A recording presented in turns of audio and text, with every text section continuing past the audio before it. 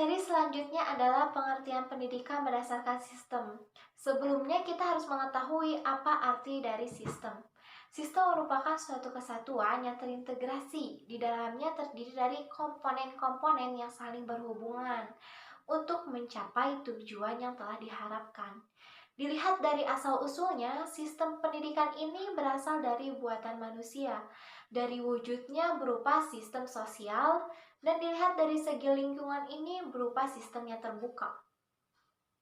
Pendidikan ini selalu berkaitan atau berhubungan dengan kehidupan manusia, karena pada dasarnya pendidikan ini diarahkan untuk kehidupan manusia, selalu direkayasa oleh manusia untuk menggali potensi-potensi yang ada pada manusia dengan cara membuka diri terhadap pengaruh-pengaruh lingkungan sehingga akan terjadi perubahan-perubahan yang berkesinambungan. Sistem yang digunakan adalah sistem model sederhana, yaitu terdiri dari input, proses, dan output. Proses ini tergantung dari input dan output tergantung dari proses pengolahan input. Input pendidikan merupakan segala sesuatu masukan pendidikan. Sistem pendidikan ini menerima input dari masyarakat. Nah, sistem input ini terdiri dari beberapa, yaitu yang pertama input mentah atau raw input, yaitu berupa peserta didik. Yang kedua ada input lingkungan atau environmental input berupa tujuan pendidikan, aspirasi masyarakat, dan tuntutan pembangunan masyarakat. Yang ketiga itu ada input alat atau instrumental input. Nah, ini tuh berupa pendidik, pengajar, buku, kurikulum, alat bantu belajar, sarana dan prasarana pendidikan. Selanjutnya ada proses pendidikan, yaitu merupakan interaksi fungsional antara berbagai komponen input masukan mentah untuk diolah menjadi output. Proses transformasi ini dapat berupa kegiatan belajar mengajar, bimbingan, ujian, latihan, dan sebagainya.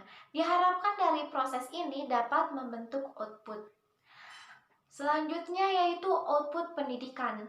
Manusia yang telah terdidik atau yang telah dididik akan menghasilkan manusia yang meningkat kualitas pengetahuannya, keterampilannya, nilai, atau sikapnya. Sehingga dari proses ini, dari output ini akan menghasilkan umpan balik terhadap sistem pendidikan untuk memperbaharui atau merubah, memodifikasi sistem pendidikan dari segala strategi untuk menjadi lebih baik sehingga tercapai tujuan yang telah ditetapkan. Jadi, pengertian pendidikan berdasarkan sistem adalah keseluruhan dari setiap aspek-aspek pendidikan, mulai dari input yang ditransformasikan atau diproses oleh komponen-komponen yang saling berhubungan, yang di dalamnya terdapat fungsi dan peran masing-masingnya, lalu berjalan seirama untuk menciptakan tujuan pendidikan atau output pendidikan, yaitu berupa manusia yang terdidik, yang meningkat kualitas pengetahuannya, keterampilannya, dan sikap atau nilainya. Nah, begitulah dari pengertian pendidikan berdasarkan sistem. Dan pengertian pendidikan yang terakhir adalah pengertian pendidikan menurut undang-undang, sebagaimana yang tercantum dalam Undang-Undang Nomor 20 Tahun 2003 tentang Sistem Pendidikan Nasional. Pendidikan adalah usaha sadar dan terencana untuk mewujudkan suasana belajar dan proses pembelajaran yang dapat meningkatkan potensi dalam diri peserta didik agar memiliki kekuatan spiritual, keagamaan, pengendalian diri, kepribadian, serta keterampilan yang diperlukan dalam masyarakat, bangsa, dan negara. Berdasarkan definisi di atas, terdapat 3 pokok pikiran utama yang terkandung dalamnya. Yang pertama, usaha sadar dan terencana, yaitu menunjukkan bahwa pendidikan adalah sebuah proses yang disengaja dan dipikirkan secara matang. Yang kedua adalah suasana belajar, yaitu agar peserta didik dapat mengemban potensinya.